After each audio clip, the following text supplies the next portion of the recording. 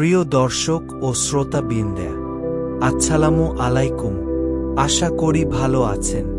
আমার আজকের এপিসোডে আপনারা জানতে পারবেন বাংলায় ব্রিটিশ শাসনের এক অভিনব প্রথা সম্পর্কে।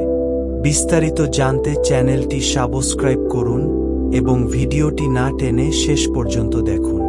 23 জুন 1757 সালে পলাশীর যুদ্ধে ব্রিটিশদের কাছে বাংলার নবাব সিরাজ উদ দৌলার পরাজয়ের পর বাংলায় ব্রিটিশ শাসন শুরু হয় এবং ব্রিটিশ ইস্ট ইন্ডিয়া কোম্পানি বাংলার দেওয়ানি লাভ করে 1765 সালে। এরপর থেকে ভূমি রাজস্ব আদায়ের জন্য বিভিন্ন পদ্ধতি পরীক্ষা নিরীক্ষা করা হয়। ইজারা প্রথা, পাঠশালা বন্দোবস্ত, দশশালা বন্দোবস্ত ইত্যাদি। কিন্তু এই ব্যবস্থাগুলোতে রাজস্বের পরিমাণ নিশ্চিত ছিল না এবং কৃষকদের উপর দিন দিন অত্যাচারের মাত্রা বৃদ্ধি পাচ্ছিল। ফলে পদ্ধতিগুলোর কোনোটিই দীর্ঘ মেয়াদে কার্যকর হয়নি। তাই রাজস্ব আয় স্থায়ী ও নির্দিষ্ট করতে তৎকালীন ভারতের গভর্নর জেনারেল লর্ড কর্নওয়ালিস 1793 সালের 22 মার্চ এই চিরস্থায়ী বন্দোবস্ত প্রথা প্রবর্তন করেন।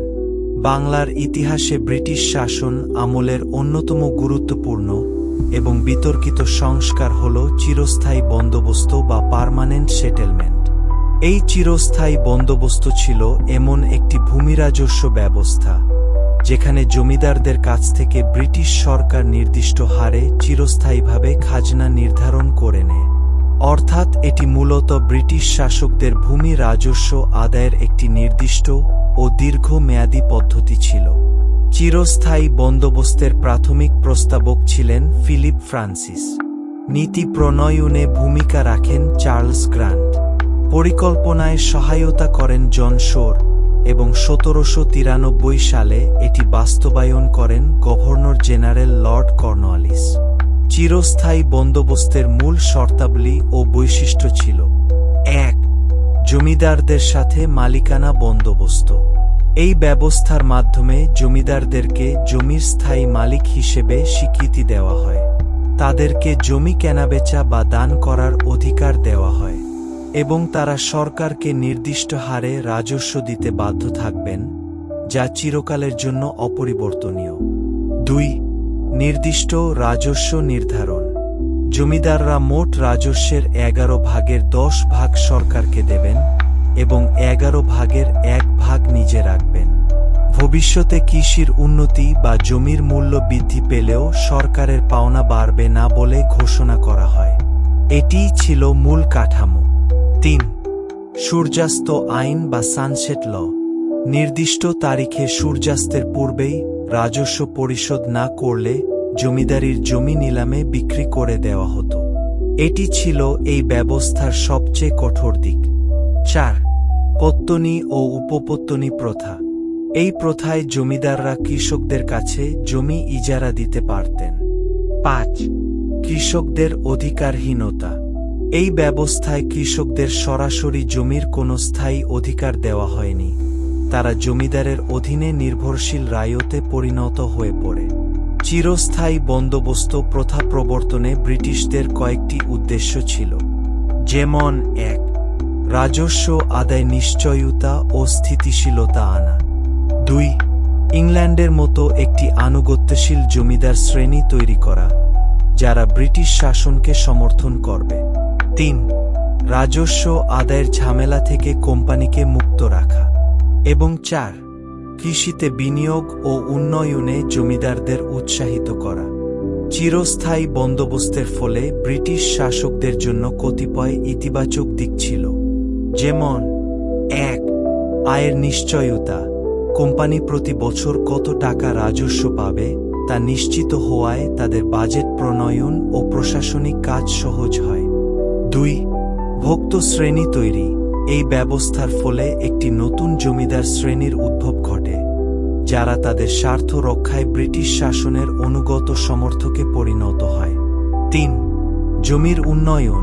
কিছু ক্ষেত্রে জমিদাররা জমির উৎপাদন বাড়ানোর চেষ্টা করেন, কারণ অতিরিক্ত আয়ের পুরোটা তাদের কাছেই থাকত। এই বন্দোবস্তের কতিপয় নেতিবাচক দিক ছিল, যেমন: 1. কৃষকদের উপর শোষণ।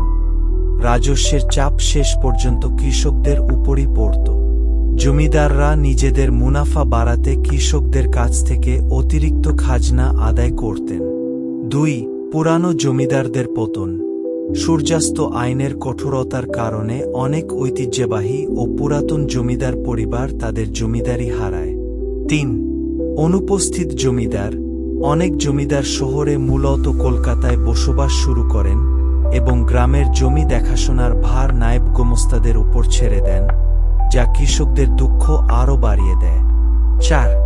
উপস্বত্বভোগী শ্রেণীর উদ্ভব। মূল জমিদার ও কৃষকের মাঝে পত্তনি বা মধ্যস্বত্বভোগী অসংখ্য স্তরের সৃষ্টি হয়, যার ফলে রাজস্বের বোঝা বহুগুণ বেড়ে যায়। বাংলার কৃষক সমাজের উপর চিরস্থায়ী বন্দোবস্তের নিদারুণ নেতিবাচক প্রভাব পড়ে। কৃষকরা সম্পূর্ণ অধিকারহীন হয়ে পড়ে। কৃষকদের উপর খাজনা বৃদ্ধি, অত্যাচার ও শোষণ চরম আকার ধারণ করে। অতিরিক্ত খাজনার চাপে কৃষকরা ঋণগ্রস্ত ও দরিদ্র হয়ে পড়ে। ভূমি উন্নয়নের কথা থাকলেও জমিদাররা ভূমির উন্নয়নে কোনো আগ্রহ দেখায়নি, ফলে কৃষির অবকাঠামো দীর্ঘদিন অনুন্নত রয়ে যায়। ফলে কৃষি উৎপাদন বাড়ে নাই। গ্রামীণ অর্থনীতি দুর্বল হয়ে পড়ে। দুর্ভিক্ষ ও দারিদ্র্য বাড়তে থাকে। সমাজে ধনী গরিবের ব্যবধান অনেক বেড়ে যায়। পুরো সিস্টেমকে সংক্ষেপ করলে আমরা পাই, চিরস্থায়ী বন্দোবস্ত ছিল ব্রিটিশ উপনিবেশিক শাসনের একটি কৌশলগত অর্থনৈতিক নীতি, যা একদিকে কোম্পানির রাজস্ব নিশ্চিত করেছিল, অন্যদিকে বাংলার কোটি কোটি কৃষকের জীবনকে দীর্ঘকালের জন্য দুর্বিষহ করে তুলেছিল। এটি কার্যত একটি পরজীবী জমিদার শ্রেণী তৈরি করেছিল, যারা নিজেরা কৃষি না করে শুধু খাজনা আদায় মনোযোগী ছিল। এটি বাংলার সামাজিক ও অর্থনৈতিক কাঠামোকে দীর্ঘ মেয়াদে ক্ষতিগ্রস্ত করে। এত সব নেতিবাচক কারণে চিরস্থায়ী বন্দোবস্তের বিলুপ্তির প্রয়োজন দেখা দেয়। 1950 সালে জমিদারি অধিগ্রহণ ও প্রজাস্বত্ব আইন পাশের মাধ্যমে পূর্ব বাংলায় অর্থাৎ তৎকালীন পূর্ব পাকিস্তানে চিরস্থায়ী বন্দোবস্তের অবসান ঘটে এবং জমিদারি প্রথাকেও বিলুপ্ত করা হয়।